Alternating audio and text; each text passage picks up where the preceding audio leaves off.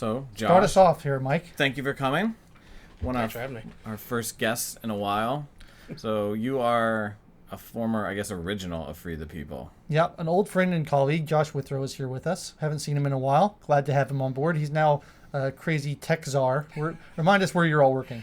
Yeah, I just 3 months ago became the Director of Tech Policy, which is a new position at the National Taxpayers Union Foundation. So, but still repping the OG Free the People Von Mises shirts. My shirt is like so beat up for that one. It's all cracked, all the paint on it, and I think I've washed it too many times. I save it for special occasions, and this is one. You have to treat your T-shirts with care. Like, I'll wash my jeans. I never dry my T-shirts. You got to hang those up. See, I'm just too lazy to do that. Yeah, it's not going to happen.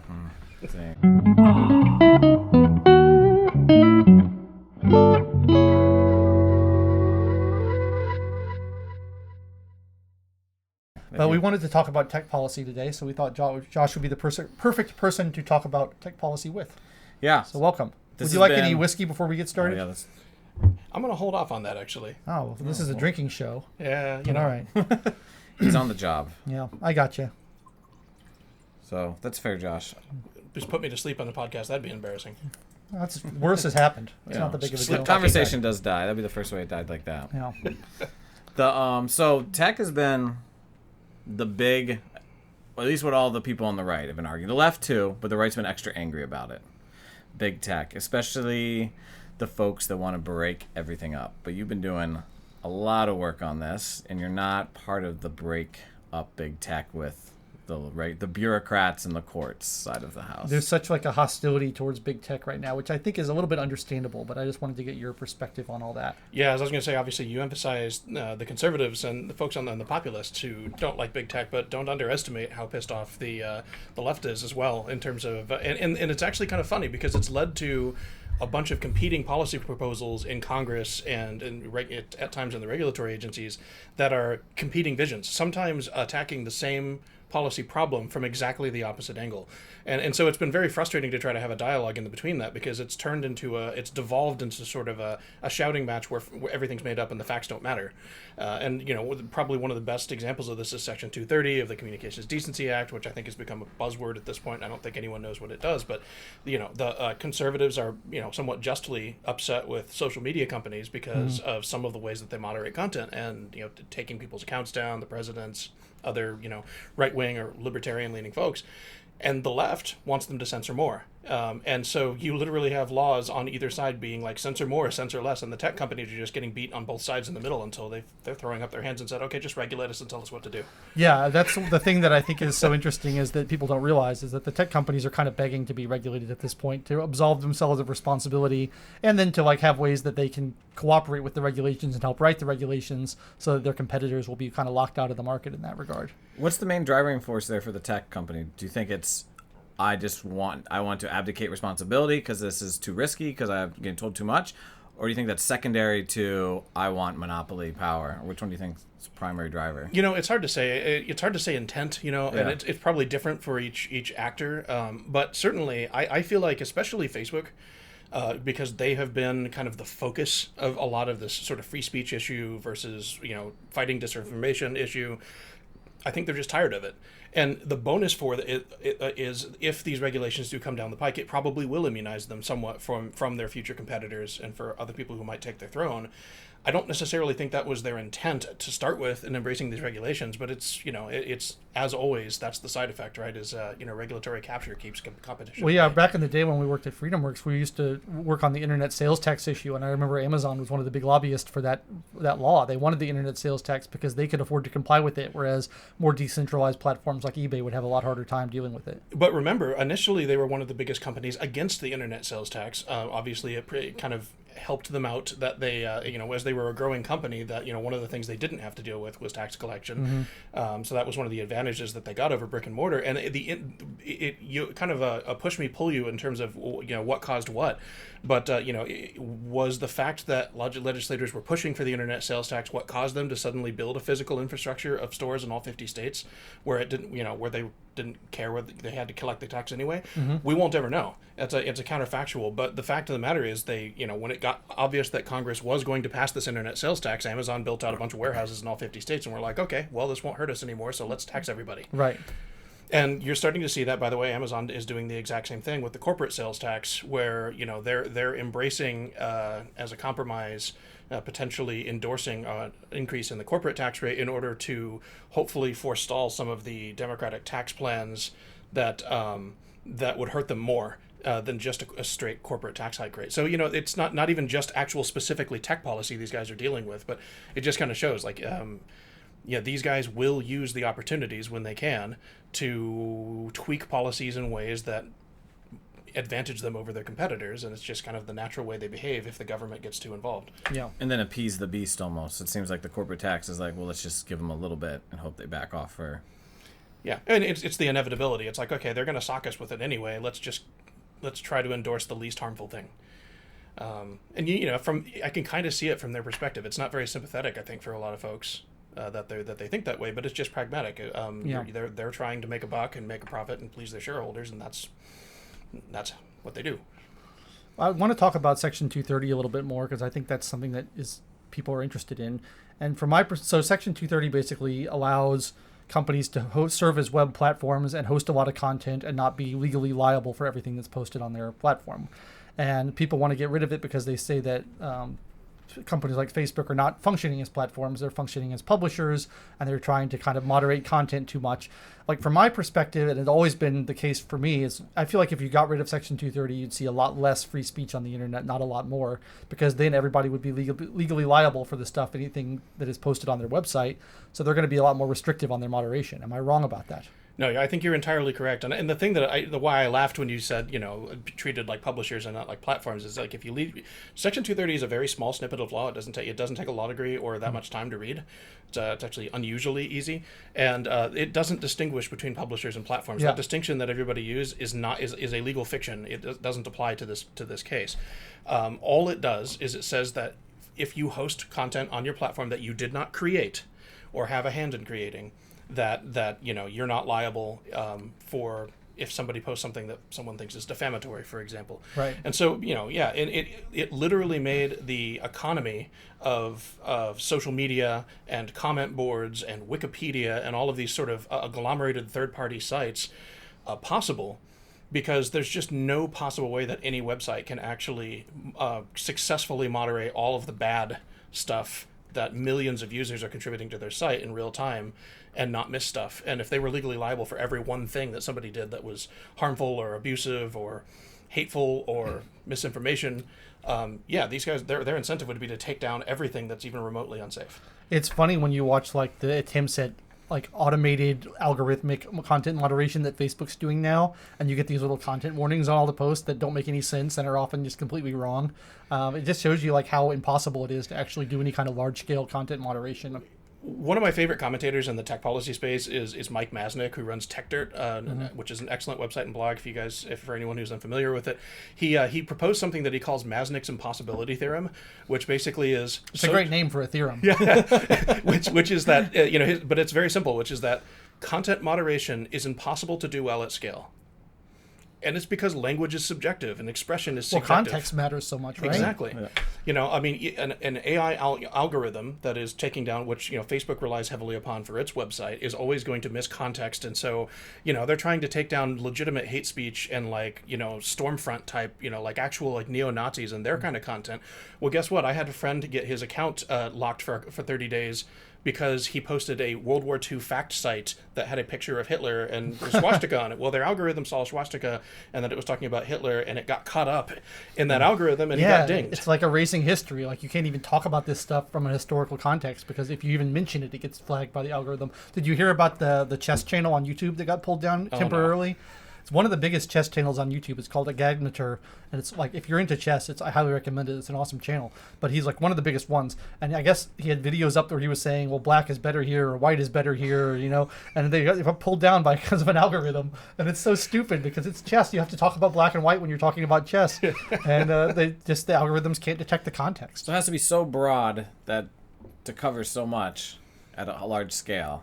that we eventually, if it ever went into place, we would just have puppy pictures perpetually. Pretty much. That's not the worst thing in the world, but yeah. Yeah, that's true. I mean, maybe the internet with none of the harmful content and only pictures of cats would be more healthful for some people, but it would also be a lot less interesting, wouldn't it? Yeah. I mean, I guess someone advocating for that would say we'd all go outside and spend time with our neighbors then, so maybe they're, Touché. how would we react? But I don't, it would make it very boring. Right. Yeah.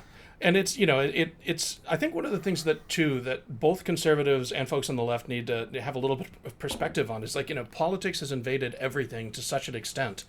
But political speech is only one of the thousands of things that people do on the internet. And yet it's where things get contentious to a large extent. And, a lot of these proposals are coming down trying to regulate neutrality in political speech or trying to get rid of disinformation and all of that kind of stuff. And it's like these policy changes that you make, like if you were to repeal or to modify Section 230, would affect all internet speech. All because everyone's getting worked up because, my political candidate got canceled or this one commentator I liked. Do you think these problems, this is a pretty big question, just a thought I had. The contention over social media and speech, which is very focused on political speech, do you think it would go away or naturally diminish if the stakes of the political game were diminished? Like, we wouldn't care so much about a giant... If it didn't matter so much who was president, or there wasn't so much power in Washington, D.C., would we just kind of be like, I don't really care that Facebook has a quote-unquote monopoly? Yeah, absolutely. I mean, we wouldn't be spending so much of our time caring about what our neighbor is saying about a policy that affects us or something if the government wasn't involved in enforcing that. Yeah, I mean, I hear so many people when the presidential election comes around being like, if our candidate doesn't win, like, gay people are going to be put in cages and immigrants are going to be murdered. And it's like, these are really high stakes. I mean, I don't think those things are actually going to happen, but that's what people think is going to happen. And the stakes are so high that, of course, people are passionate about it. You can't really blame them for being passionate about it. Yeah, agreed. And then if you do feel that way, you have no sympathy for someone who is censored. You're like, well, they're a hateful Nazi. That's good. And then you have, again. Yeah. It's okay to punch a Nazi in the face, right? The stakes are risen. Well, it's kind of funny because actually one of the... so, Donald Trump gets pulled off of Twitter and he gets pulled off of Facebook and he goes off and forms his own website, which is basically just a place where he can post his rants and nobody can comment on it. And, that his website has a disclaimer basically saying that, hey... we're not to be held liable for anybody who posts comments on the site. Right. He's literally, and actually, the Trump's folks in his circle have invoked Section 230 protections to protect some of the stuff that they're getting, sued for. Right. By various states, and so it just kind of shows there is also a bit of hypocrisy here. Like if you have to call it out. I mean, look, there are plenty of conservatives who are calling for content to get canceled. Offline too. Yes. What happens when our ostensibly sort of our sort of side of the spectrum gets in charge? Do you think that they're not going to use these use these powers the same way? Yeah. It's an effective argument too with 230, or I think it's effective when someone who was against it says it was made in 1996. It's outdated. Oh, this is when we were playing Oregon Trail, or we're dying of dysentery on Windows 95. Like, how do you? I mean. To someone who doesn't know too much about it, they're like, well, that makes sense. The internet's changed. Even Facebook is advertising me on YouTube right now that we need updated internet In regulations. 1995, internet was like the greatest. It was so cool. It was an amazing time. Yeah. It's a convincing argument on the surface. Yeah, no, and I kind of get it, because it is true that very often government regulations do fail to adequately catch up to future technologies, and so I acknowledge that is a problem in a lot of cases. In this case, I would say, this law was fundamental to allowing everything that exists in the internet ecosystem to even happen in the first place. It's one of those things where had they not set this sort of light touch framework, had they done what some other countries did, where the government much more heavily steps into free speech issues, thank God for our First Amendment, by the way, which is amazing. We may never have had social media, and we certainly may never have had things like, I don't know, Wikipedia, which Wikipedia would be legally impossible without something like this liability protection. And so, and the funny thing is now, people don't realize the history behind this law. The reason why it was passed was because courts had started holding that sites could become liable for example, defamation. There was a famous case, Stratton Oakmont, that got ruled in New York State, where the web host Prodigy had a message that got posted on its site that was considered defamatory by the company Stratton Oakmont, and they successfully got courts to rule that Prodigy was liable for hosting this defamatory post on their site. And so that's why the sponsors of what became Section 230, Chris Cox and Ron Wyden, got together and was like, okay, well, the internet will never be able to grow if every single thing that everybody posts can get every host sued. We've got to do something about this.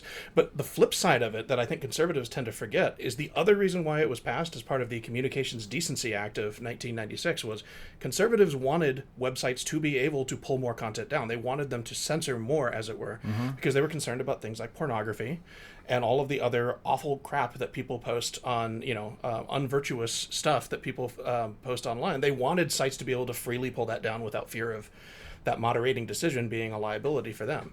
And so, now kind of on the flip side, they're saying, sites are pulling down too much content, but we want them to be able to pull down some harmful content without fear of being sued into oblivion. The problem history is lost on people. Yeah. The problem is now they say they're pulling down stuff. They're pulling down the good stuff. They're pulling down stuff we like instead of the stuff they like. Yeah, it's not okay. So now we have to flip it the other way. You can't pull it down. It's interesting because we keep...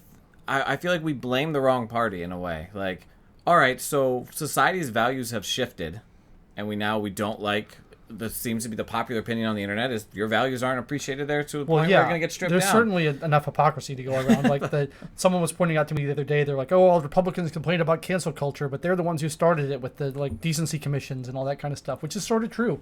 But I think that the cancel culture we're seeing now on the left is a lot more powerful. Like the right was always pretty impotent about trying to censor offensive content and things like that. They tried, but it was all kind of half-hearted and they never really succeeded. The left is a lot more successful at that kind of thing. But it's certainly true that the right is as guilty as the left of this historically. They don't do it as much anymore, but all the trying to censor music and comics and all that stuff, all that came from the right. It's ridiculous. Yeah, and it's and that's the thing is I don't want to disregard the problem that is created by sort of the magnitude of these social media services, the size of the audience that lives on them, and what it means then when they do choose to moderate content. And it does have an effect sort of on the public dialogue when they won't allow certain posts about coronavirus to show up on Facebook. But I think the threat that people overlook, particularly I think conservatives in this moment in time are overlooking, is the only thing more dangerous than sort of the private power that they may have to dictate the narrative that way is if the government steps in and becomes the arbiter of what proper content moderation is. I mean, because who are you going to appeal to when the company can say, well, the government says we do this and it's fine.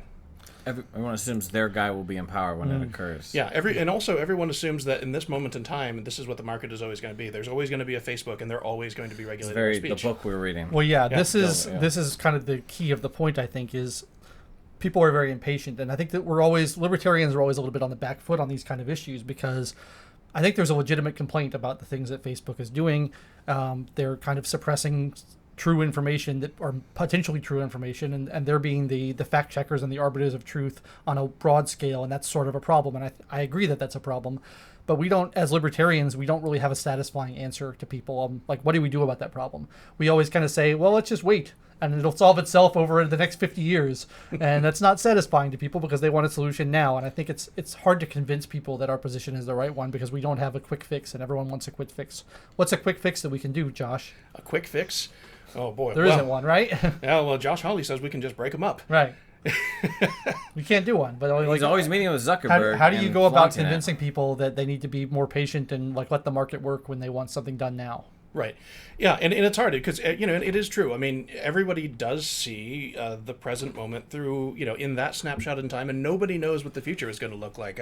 There was a Politico article that came out about a month or two ago that was a sort of a lamentation of the fact that FTC had missed their chance to file an antitrust suit against Google and had kind of missed their chance to break them up before they got as big as they are. I think I saw that. And the funny thing is what the memo pointed out, and this is something I've written an issue brief to this point for National Taxpayers Union about sort of how these regulations kind of turn into pre-crime. You're assuming that these harms will continue into the future and that market forces and consumer choices won't mitigate those harms by either creating new services or bypassing the current ones or out innovating this problem. And so you're turning regulators into future fortune tellers staring into a crystal ball saying, okay, we have to regulate for this harm all the way into the future.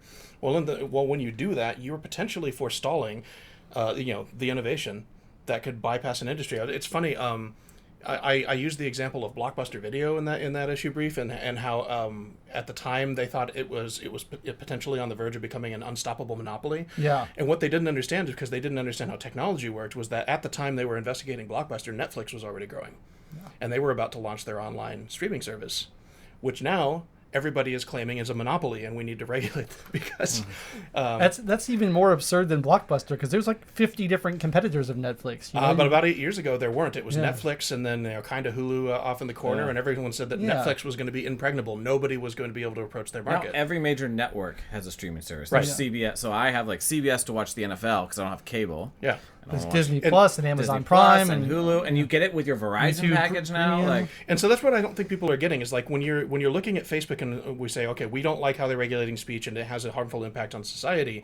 The innovation that bypasses that may not come from another platform that replaces Facebook on its own field. Yeah. It's probably going to come from some sort of technological advance or different way of thinking about It'll be the social media chip they put in your brain where you can just access the internet directly. But it'll very often the things that replace these big industries, when they start behaving in ways that we don't like, come from completely out of left field. Yeah. It might be this idea of interoperability, where suddenly everyone owns their own data to an extent that would basically break a Facebook's business model, because they make their money off of advertising based on your data. But there's no guarantee that these companies are going to even exist 20 years from now, but everybody only sees the threat that they pose now. We do well to remember MySpace and things like that. It's like, MySpace was the big social media platform and just overnight gone. AOL and Yahoo combined, the two companies combined, just got sold by Verizon for $5 billion total. Wow. And they basically are no longer Who's exist. buying AOL? Even for $5 billion? I forget, actually. Why would There's anyone the take that purchase? There's the story of Yahoo when they had an opportunity to buy Google in its infancy and refused it. And They refused it at least on 2 occasions. Yeah. Even because there was a second stage later where Google offered to sell for a larger quantity. I forget what it was, like $5 billion or something like that. That kind of raises the question too. I feel like do you think, from your experience, I guess maybe it's a mix. Does Facebook, do they know their model is probably not the way of the future and they're trying to innovate already ahead of it? Or do you think they also have the same lack of foresight that us on the ground does? We're like, this is just the way the world's going to work forever. I think every company that achieves, a certain size and status and sort of a comfort in its own, any company that becomes comfortable eventually withers and dies. It may very well be that Facebook is realizing that their model isn't going to carry them into the. You're looking at young folks are moving to platforms like TikTok and Snapchat and platforms that Clubhouse. Clubhouse, exactly. And are you on Clubhouse yet, Josh? I am. Yes. Why do you say that? Yeah. But that's the point, right? Is like another one of the reasons why they're probably embracing these regulations is it may be the thing that helps kind of immunize them from the next wave that's coming for them.